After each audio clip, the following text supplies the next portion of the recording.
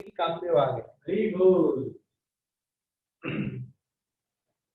और जिस क्षण कामदेव वहां पर उपस्थित थे तो कृष्ण को कामदेव के गंध के आधार पर कृष्ण कामदेव के उपस्थिति को महसूस किए।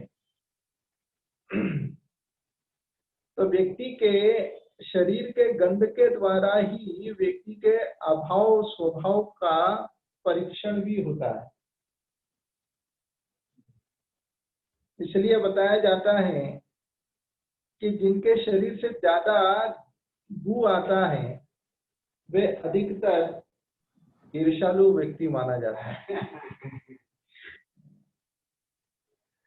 तो वैसे ही कृष्ण जब उनको जब कामदेव के गंध को जब महसूस किए तो कृष्ण ने अपनी दृष्टि खोलकर जब कामदेव की ओर देखे तो कामदेव आए थे उनको चुनौती देने कृष्ण को। तो कामदेव कृष्ण को कह रहे थे मुझसे युद्ध करोगे, मैं तुम्हें हराने के लिए आया हूं। तो कृष्ण कहने लगे कोई कोई कोई कठिनाई नहीं है, यदि आपको मुझसे अगर युद्ध करना है तो हम भी तैयार है तुम्हारे साथ युद्ध करने, मगर तुम कौन सा युद्ध पसंद करोगे? किले के युद्ध पसंद करोगे कि मैदान के युद्ध पसंद करोगे? एक किले में युद्ध होता है, एक मैदान में युद्ध होता है।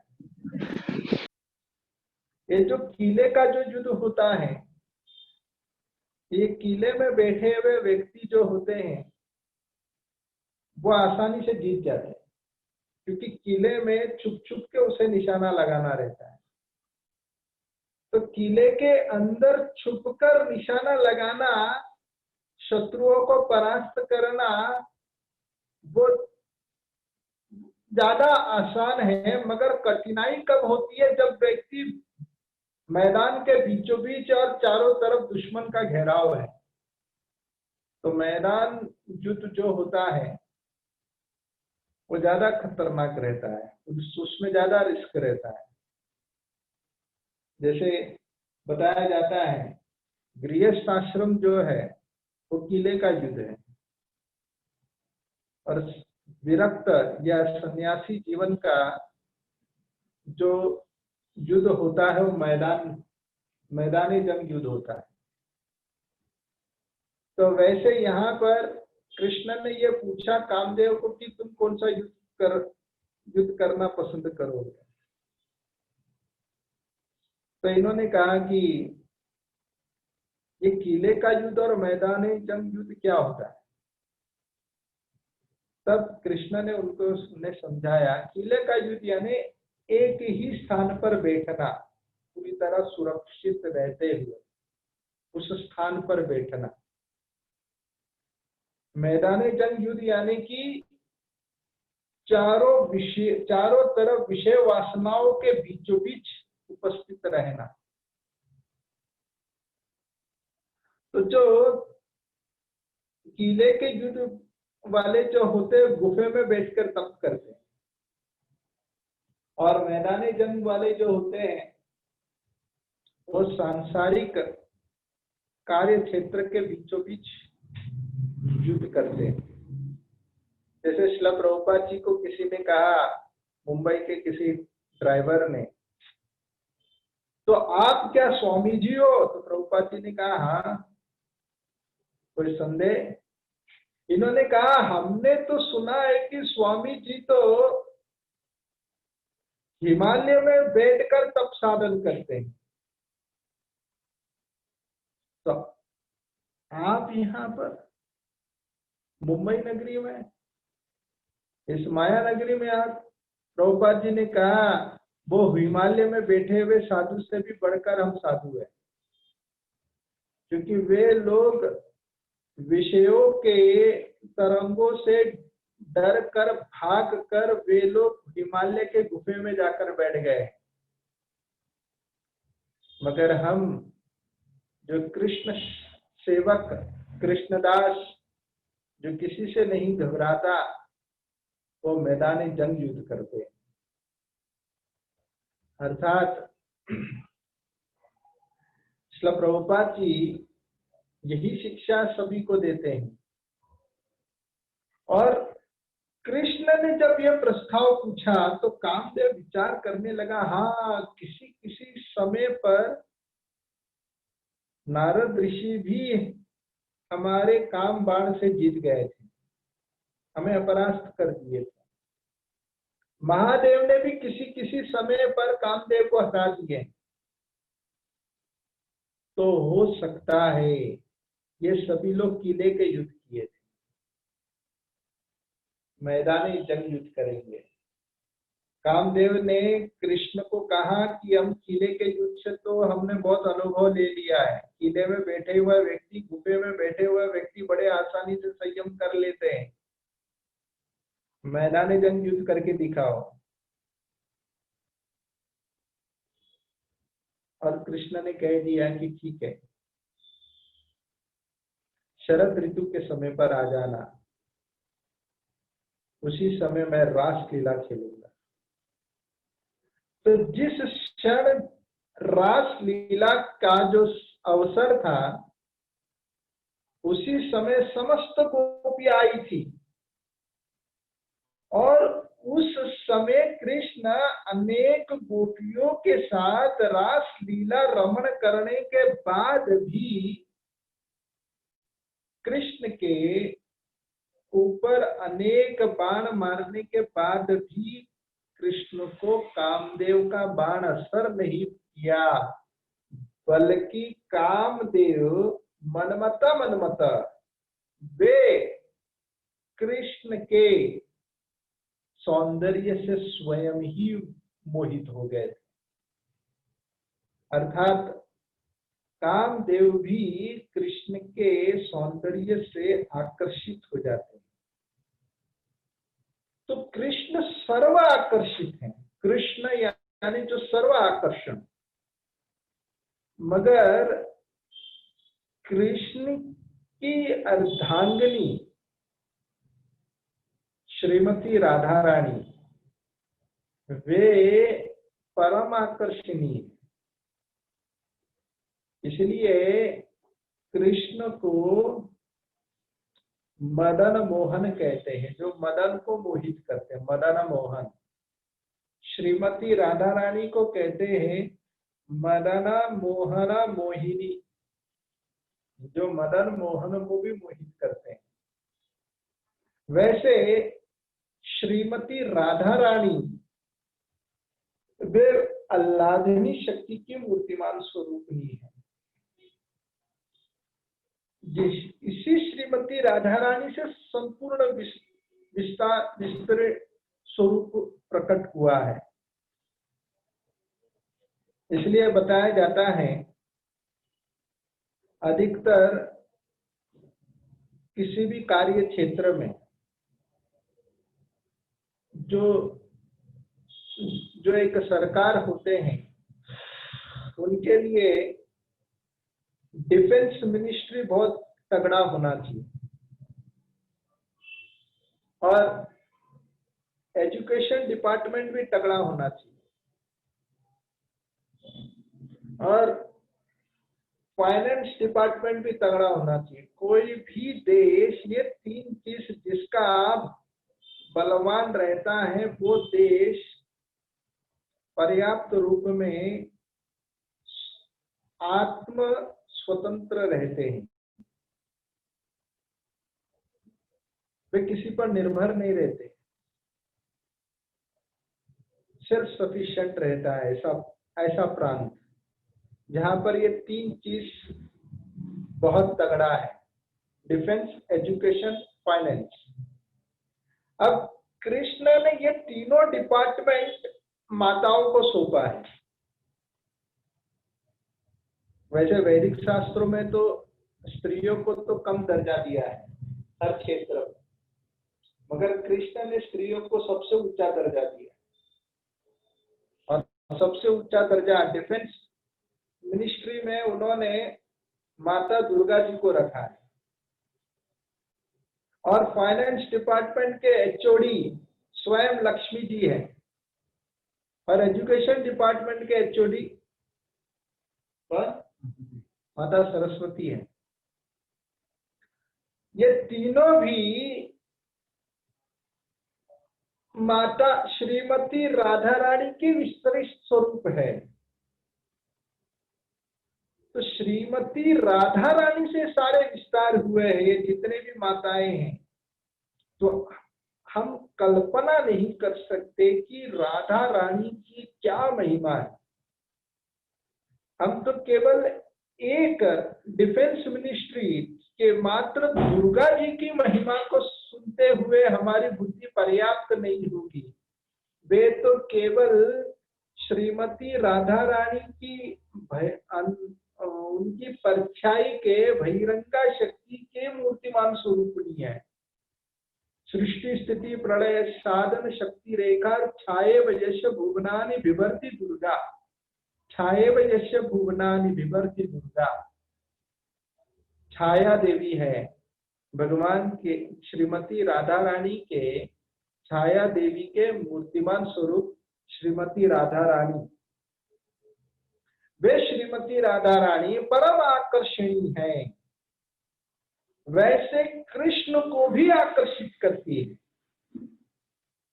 एक बार श्रील प्रभुपाद जी वे जब जू मंदिर में थे, कुछ कंस्ट्रक्शन मीटिंग चालू था। उसी कंस्ट्रक्शन मीटिंग में जू मंदिर में वहां पर एक वर्कर आया, अब पूरा पसीने से लथपथ। वो आए थे प्रभुपाद जी के पास, एक सुंदर गुलाब लाकर प्रभुपाद जी को ऑफर किए। और जिस समय उन्होंने प्रभुपाद जी को जब फूल अर्पण किए, पूरे मीटिंग में सन्नाटा छा गया। सभी गौर से देख रहे थे इसी वर्कर को, जिन्होंने प्रभुपाद जी के लिए इतनी बड़ी सेवा की।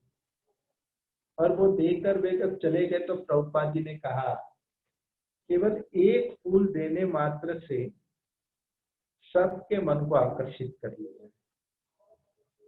एक छोटा सेवा भी जब हम करते हैं तो लोगों का स्वाभाविक मन आकर्षित होता है। और श्रीमती राधा रानी तो अपना सर्वोच्च अर्पण कर दी कृष्ण की सेवा में। वैसे तमाम सेवाधारों में परम शिरोमणि कोई है तो वह है गोपीगण। गोपियां ही परम दर्जे को प्राप्त करती हैं,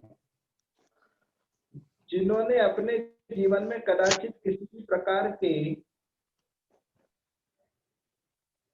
अपने सूझबूझ का उन्होंने ख्याल ना करके कृष्ण की संतुष्टि के लिए वो सब कुछ करने को तैयार थे। जैसे आप सभी सुने होंगे कि किस प्रकार कृष्ण का जब सर दुख रहा था, तब परीक्षण करने के लिए नारद मुनि को कह दिया, मेरे भक्त के चरण धूलि ला कर दे। ब्रह्मा शिव इत्यादि समस्त इंद्र इत्यादि समस्त लोगों ने नाक नकार दिया, हाथ ऊंचा कर दिया, हरि बोल। मगर जब गोपियों के पास आए तो गोपियों ने अपने चरण को घस घस कर चरण धूलि निकालकर बॉटल भर भर कर दिए। बोले कि ये भी स्टॉक में रखना, भविष्य में दुखेगा तो लगाते रहने। बोले यहाँ पर जितने भी देवी देवता थे वे सब घबरा गए, बड़े बड़े ऋषिगण घबरा गए, बड़े बड़े भक्तगण वे धर्म संकट में पड़ गए थे कि हम अपने चरण धूलि देंगे तो हमें नरक मिलेगा। नारद मुनि ने जब गोपियों को पूछा कि तुम्हें नरक मिलेगा, तो गोपियों ने कहा कि हम नरक जाने को तैयार है, कृष्ण का सर दुखना बंद होगा तो कोई दिक्कत नहीं, हम नरक में भी जाने को तैयार हैं। ये गोपियों की शरणागति है। ऐसी शरणागति कि अर्धरात्रि में कृष्ण के बांसुरी को सुनकर तमाम गोपियां अपना घर बार छोड़कर निकल पड़े। और जब कृष्ण के पास आए तो कृष्ण ने गोपियों को देखकर पूछे अब कृष्ण ने अपने बांसुरी बजाकर प्रत्येक गोपियों का नाम लेकर बुलाए। हर एक गोपी को उन्होंने स्पेशल इनविटेशन दिए। एक होता है ग्रुप चैटिंग, दूसरा होता है पर्सनल चैटिंग। अब यहाँ पर कृष्ण ने पर्सनल मैसेज भेजे थे प्रत्येक गोपी को, और प्रत्येक गोपी को यही महसूस हुआ कृष्ण केवल मुझे बुला रहे। और वे जब आए तो उस समय कृष्ण ने पूछा, आप लोग क्यों आए इधर, क्या काम है आप लोगों का? घर बार छोड़कर, अपने पति की सेवा छोड़कर पराये पुरुष से मिलने आए? तुम लोगों को क्या इतना भी समझदारी है? अब यहाँ पर तमाम गोपियां विचार करने लगी, अरे देखो हम तो अपने घर बार छोड़कर आए हैं और ये हमें प्रवचन की पट्टी पढ़ा रहे हैं और हमें प्रवचन दे रहे हैं कि जाओ अपने पति की सेवा करो। तो ये इतना सब ताने मिलने के बाद भी गोपियों ने कृष्ण की सेवा नहीं छोड़ी। आशिष्यवाद पादेष्टा विनष्टुमान मदर्शनाद मर्मता करोतुवाद यथा तथा वा तथा तुलम पटो मद प्राणनाथस्तु सैव ना पराः। क्या गेलो तो शुक्रवारी गेलो तो ना, मद प्राणनाथस्तु सैव ना पराः। कृष्ण के अलावा और कोई हमारे प्राणनाथ है ही नहीं। ये तमाम गोपियों ने अपना तमाम धर्म का त्याग दिया, तब जाकर गोपियों को रासलीला मिला। अधिकतर लोगों को घर बैठे बैठे रासलीला चाहिए। अब देखिए, गोपियों ने अपने जीवन में यहाँ पर अपने घर बार को त्यागे, अब अर्थात अपनी सुविधा को त्यागे, तब जाकर उनको रासलीला में भाग मिला। तो कदाचित हम ये विचार रखकर अगर बैठे रहेंगे कि हम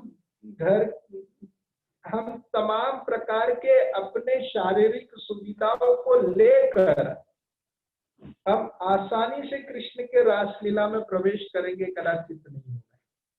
उसके लिए कुछ प्राइस भरना पड़ेगा, कुछ पेमेंट करना पड़ेगा। और वो पेमेंट क्या है? अपनी सुख सुविधाओं का बलिदान चढ़ाना। जब तक हम अपनी सुख सुविधाओं का बलिदान नहीं चढ़ाएंगे, तब तक कृष्ण के सेवाओं में रसास्वादन प्राप्त करना असंभव होगा। इसलिए यहाँ पर गोपियों को सर्वश्रेष्ठ दर्जा दिया गया है, जो अपने तमाम कार्यों को कृष्ण की सेवा में निछावर करती है। ये इन गोपियों में भी सर्वश्रेष्ठ कोई है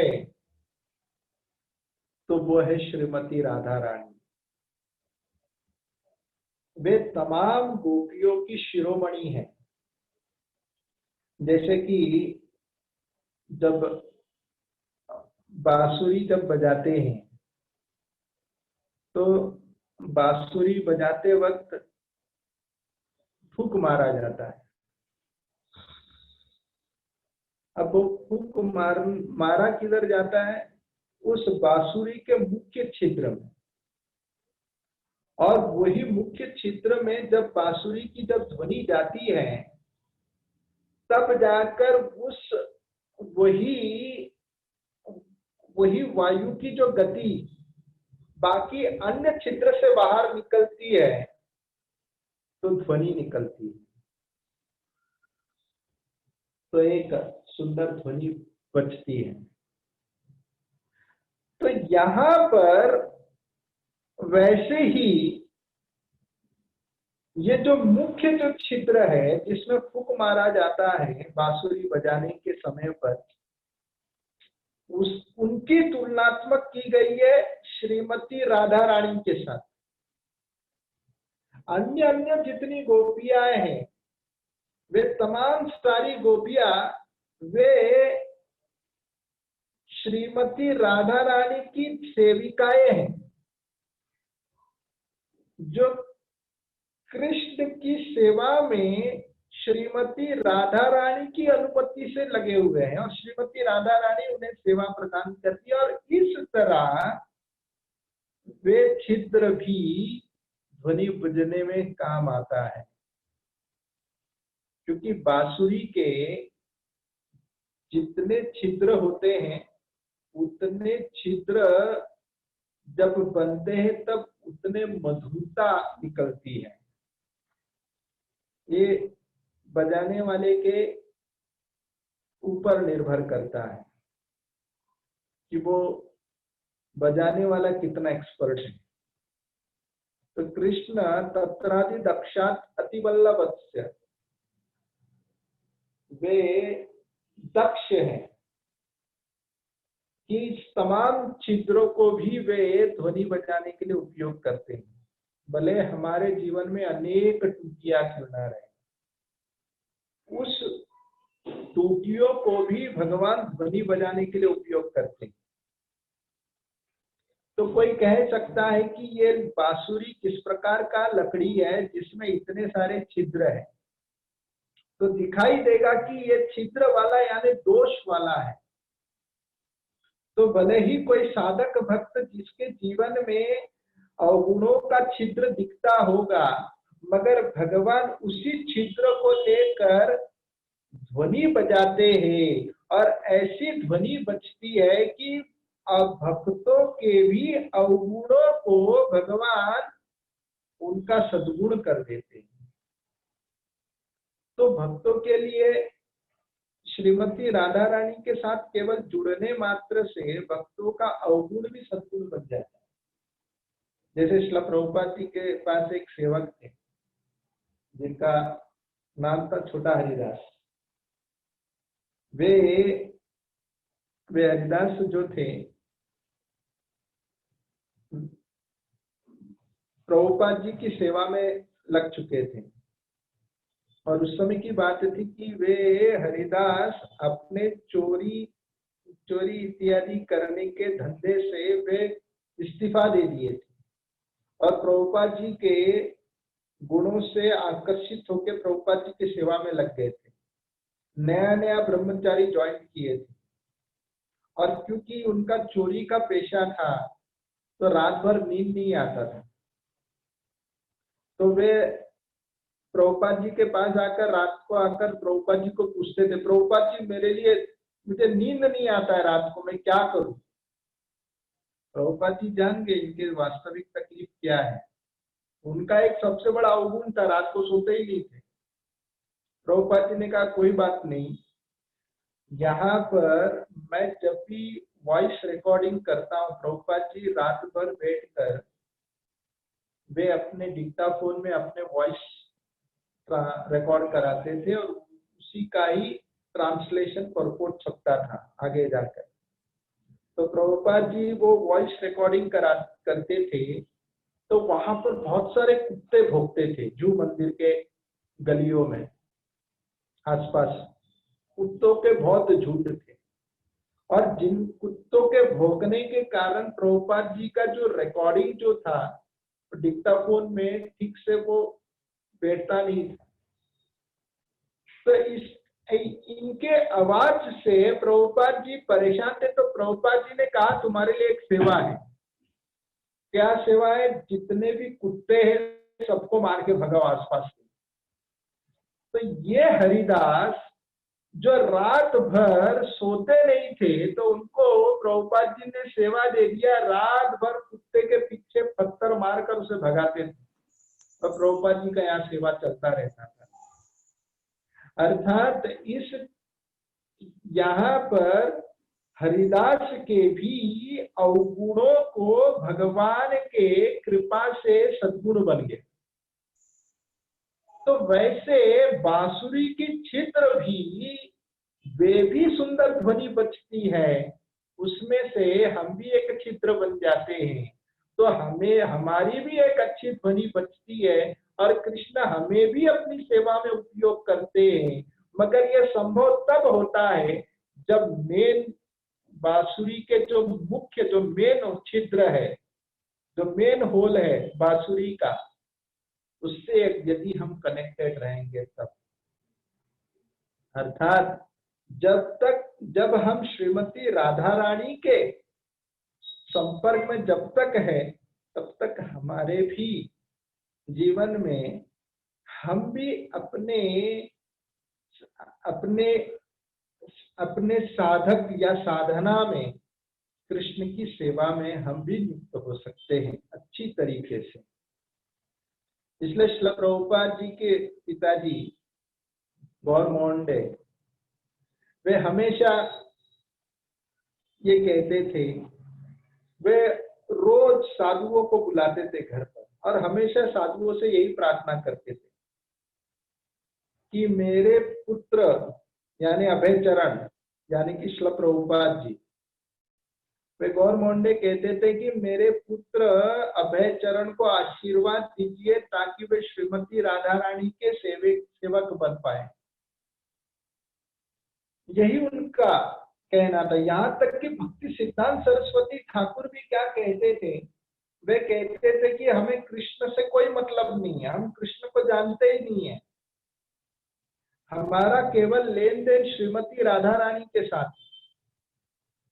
और क्योंकि हम श्रीमती राधा रानी के साथ हमारा लेन देन है और श्रीमती राधा रानी का कृष्ण के साथ लेन देन होने के कारण हमारा कृष्ण के साथ संबंध जुड़ा है, अन्यथा हमें कृष्ण से कोई मतलब ही नहीं, हम केवल श्रीमती राधा रानी के सेवक हैं। तो वैसे भगवान जो रसराज है, जो तमाम रसों में सर्वोत्तम रस प्राप्त करते हैं, वे भगवंत के मन में भी इच्छा जगी कि हम भी सर्वोच्च रस प्राप्त करें, किसी रस की कमी ना छोड़े। उन्होंने पुत्र का भी रस प्राप्त किया।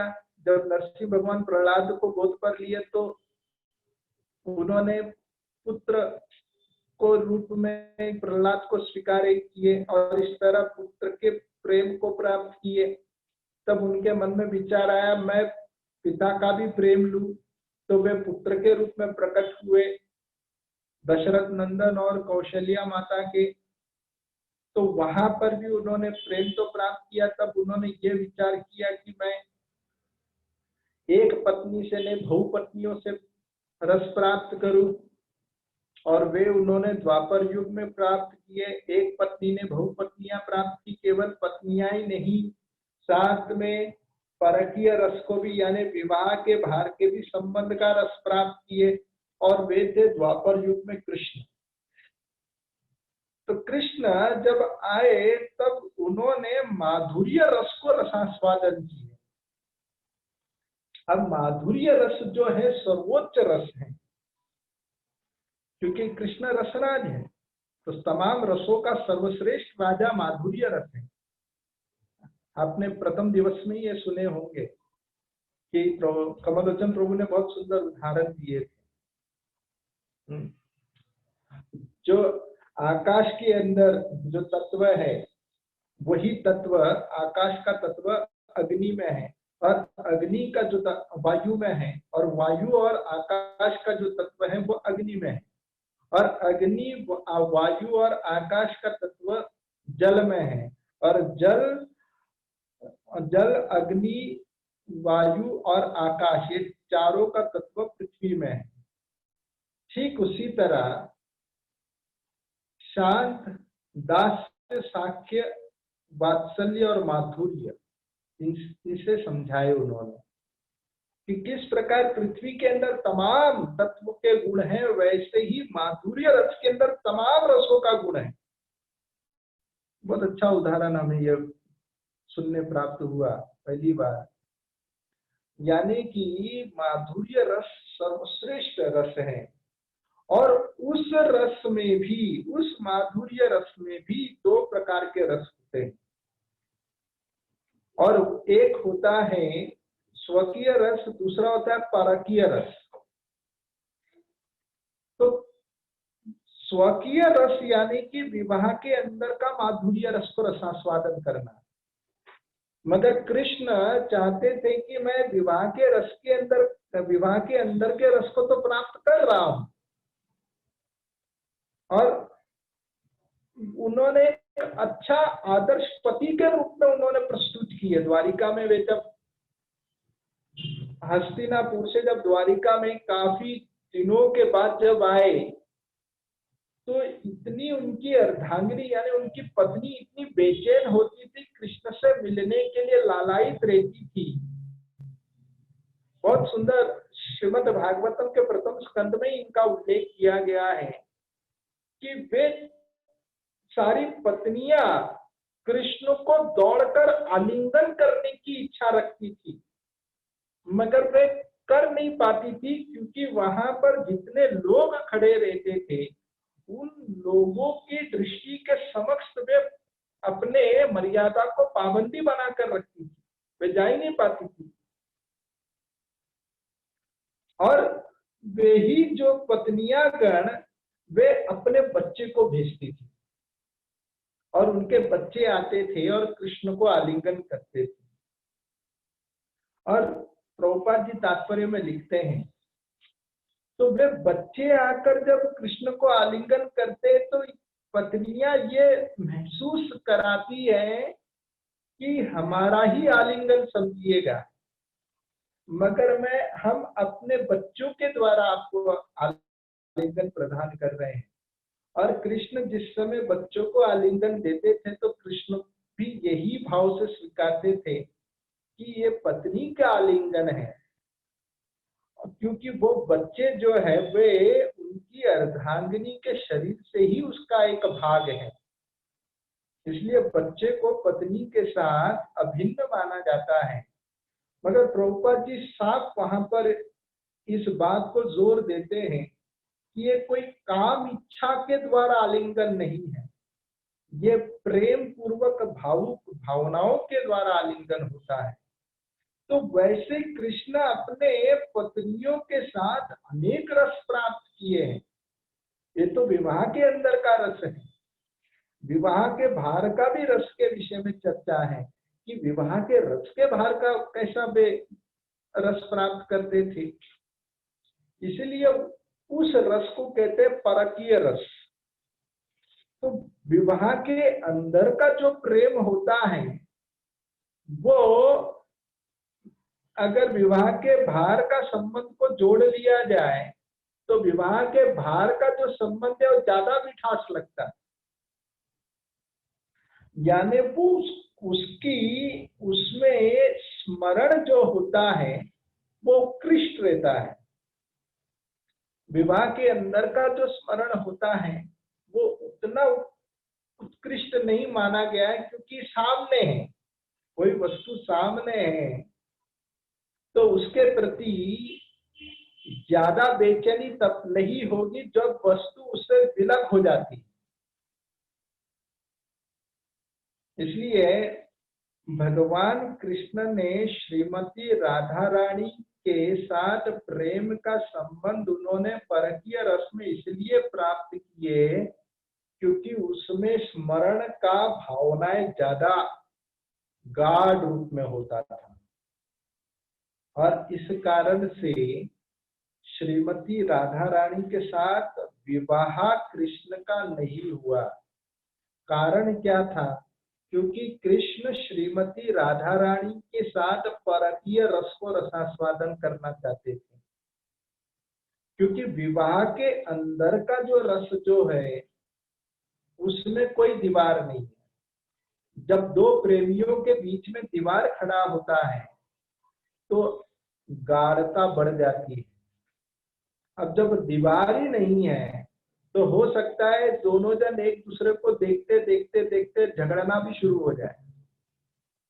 ये अब यहाँ पर कोई झगड़ा नहीं है, मगर एक उदाहरण दिया जा रहा है कि वैसे कृष्ण का विवाह का प्रेम जो था वो अति गाढ़ है।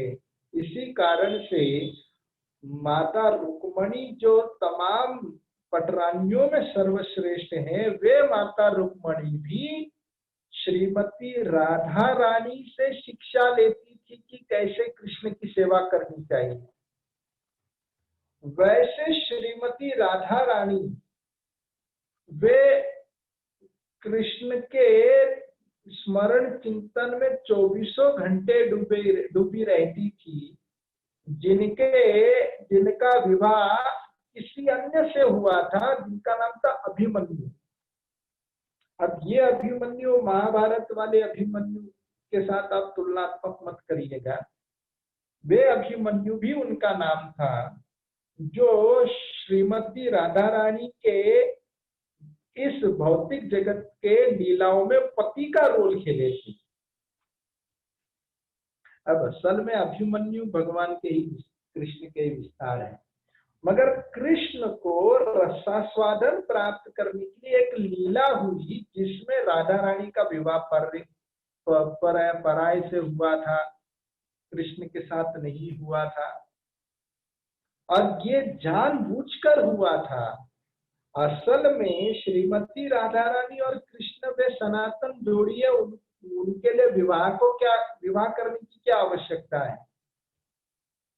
जैसे कहा जाता है ब्रह्मचारी जब व्यक्ति बनता है, ब्रह्मचारी जो रहता है, वे ब्रह्मचारी का शरीर ही उनकी पत्नी मानी जाती है, ये देह ही उनकी पत्नी मानी जाती है ब्रह्मचारी के। तो यदि ब्रह्मचारी की पत्नी है तो इसका अर्थ ये नहीं कि अब ब्रह्मचारी को अपने देह के साथ फेरे लगाना पड़ेगा शादी करने, क्या जरूरत है, क्योंकि दोनों तो एक ही है। वैसे ही कृष्ण और राधा रानी के साथ विवाह की क्या आवश्यकता, दोनों एक ही है। लोक दृष्टि से श्रीमती राधा रानी का विवाह वे पराय से हुआ था और कृष्ण का विवाह उनसे नहीं हो पाया, और इस कारण से दोनों के बीच में फासले थे। और जिस फासले में प्रेम का जो तूफान था, उस मधुरता की जो अग्नि थी वो इतनी भड़क उठी थी कि जिस प्रेम के अग्नि में कृष्ण और श्रीमती राधा रानी विरह में वे जलते रहते थे और उसी में ही आनंद प्राप्त करते थे, तो ये विरह की अग्नि को उन्होंने रसास्वादन किए। तो ये विरह की अग्नि का रसास्वादन तब हो पाएगा जब बीच में दरार आएगी, तभी तो जो अंदर की भावनाएं और प्रकट हो उठ पड़ेगी। अन्यथा ये प्रेम कैसे बाहर प्रकट हो पाएगा।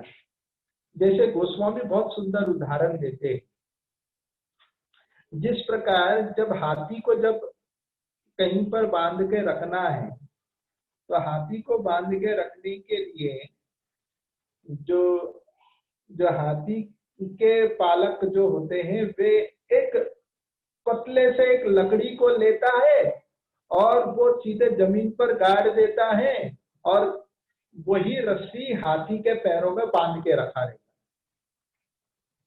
है। अब वे हाथी एक वृक्ष को खींचकर उखाड़कर फेंक सकता है, मगर जब एक पतले लकड़ी के पास जब उसका पैर बंधा है तो हाथी को लगता है कि अब मैं कुछ नहीं कर सकता, अब मैं बंधन अवस्था में।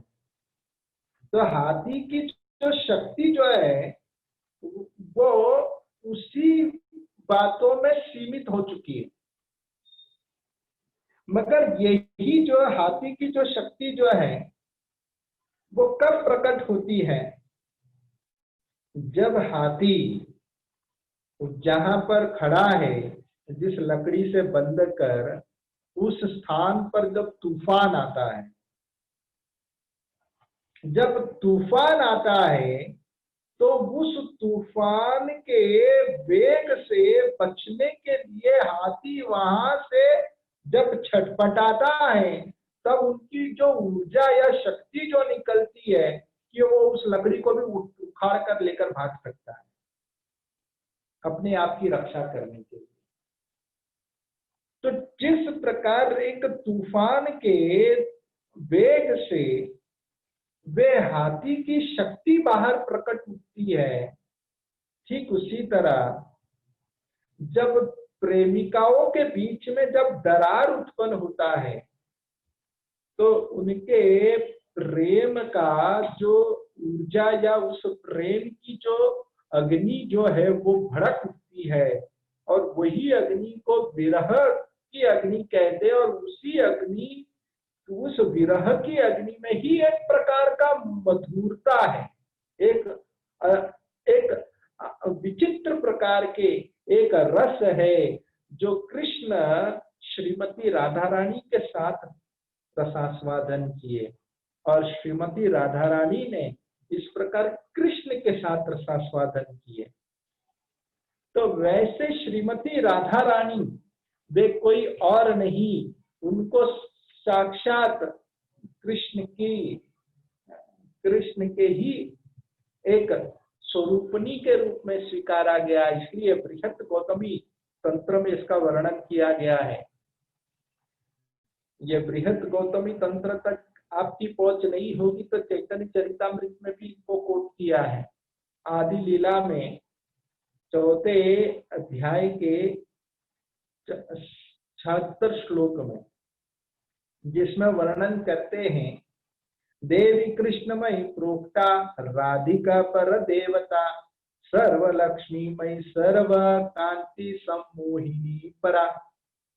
देवी कृष्ण प्रोक्ता, देवी कृष्णमयी प्रोक्ता, राधिका पर देवता, वे पूर्ण पुरुषोत्तम भगवान कृष्ण जिनके मन को अत्याधिक रस प्रदान करती है राधिका पर देवता, जो अन्य गण नहीं कर सकते वे श्रीमती राधा रानी करती है।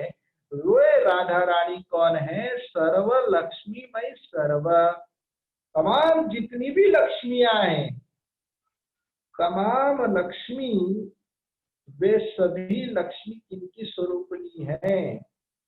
श्रीमती राधा रानी की। कांति सम्मोहिनी पर, जो परम मोहिनी, जो कृष्ण को भी मोहित कर देती है, वैसे श्रीमती राधा रानी वे अल्लादनी स्वरूपनी के मूर्तिमान स्वरूप है।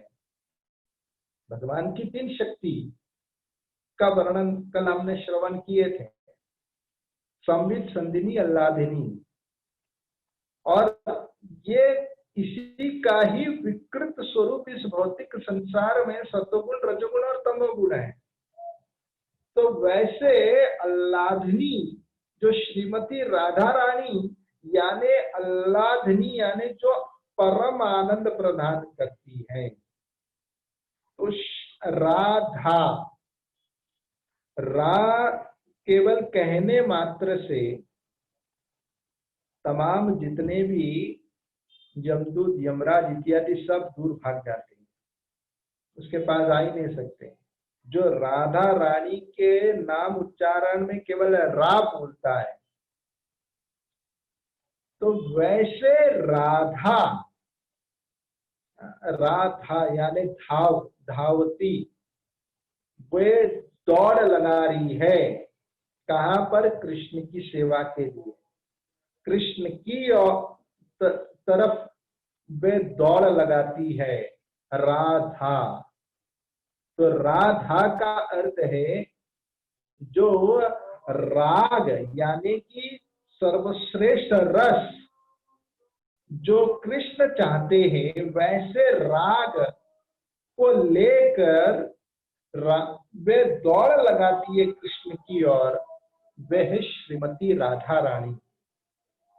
तो वैसे श्रीमती राधा रानी जो निरंतर यहाँ पर कहा गया कृष्णमयी प्रोक्ता, कृष्णमयी प्रोक्ता यानी कि अब इसका 2 अर्थ है, आचार्य इसको 2 ढंग से समझाते। एक कृष्णमयी का अर्थ बनता है जो प्रत्येक स्थान पर कृष्ण का ही दर्शन करता है, जो प्रत्येक स्थान पर कृष्ण को ही देखती है वे कृष्णमयी है। और दूसरा क्या अर्थ है, जो हर क्षण हर पल कृष्ण के आनंद में भाग लेती है वो कृष्णमयी है। इस प्रकार श्रीमती राधा रानी 24 घंटे कृष्ण भावनामृत है। यदि कोई कृष्ण के भक्तों को अगर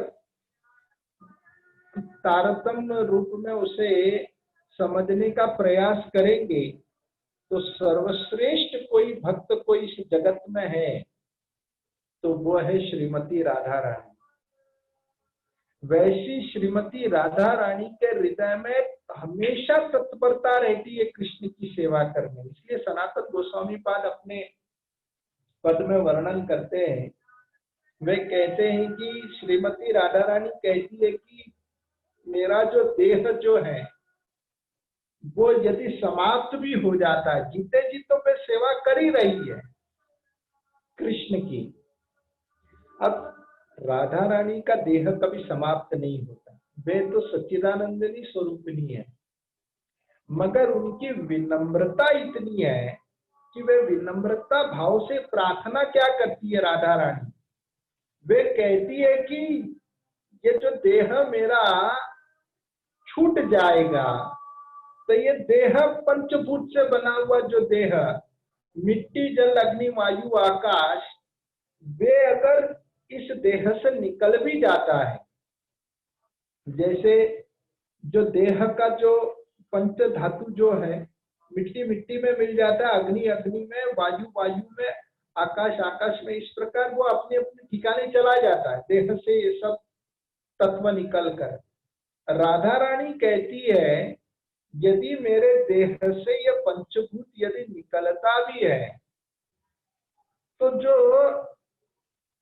जो मिट्टी जो मेरे शरीर में जो मिट्टी का जो मात्रा है, शरीर के अंदर के मिट्टी तत्व जो है वो उस ठिकाने जाए जहां पर ब्रजेंद्र नंदन वे जब गोचारण कर कर जब आ रहे हैं तो आते वक्त बहुत से वहां पर धूल जो है वो गोचारण करते वक्त उड़ने लगते हैं, और वही धूल जो उड़ रहा है वो उड़ते हुए कृष्ण के मुखमंडल में जब छा जाता है, उस धूल में मुझे सेवा का अवसर प्राप्त हो।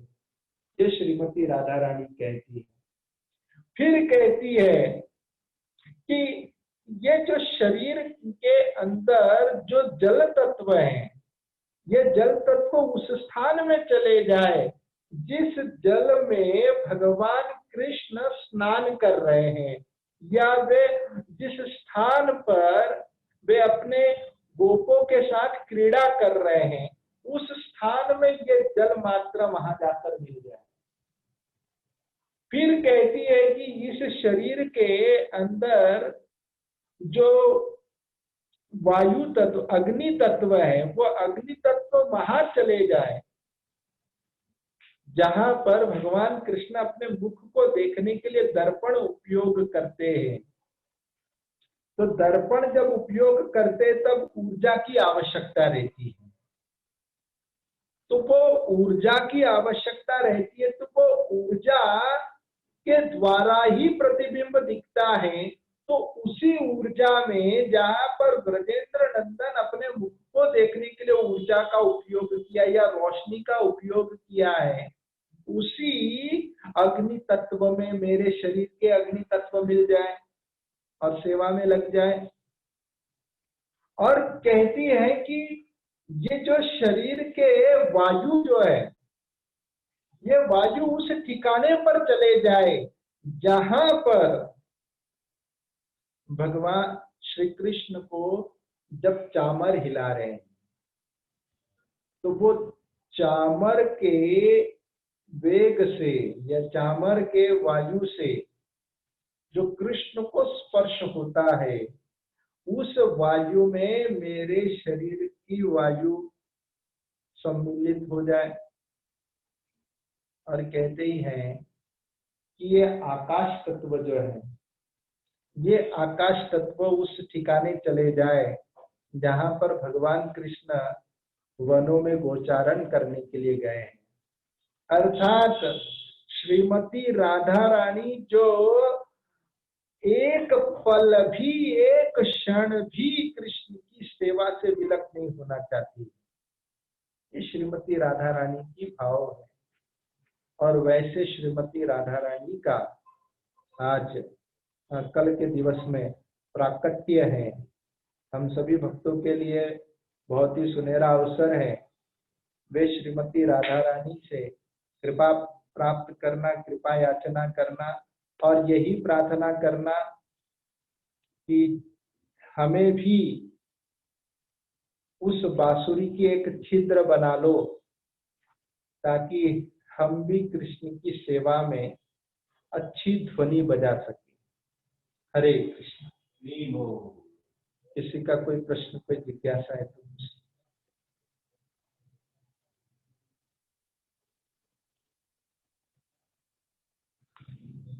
प्रभु जी इतना सुंदर क्लास दिए हैं, तो हम लोग प्रभु जी का आभार व्यक्त करने के लिए एक बार हाथ रख के हरे कृष्ण महामंत्र बोलेंगे।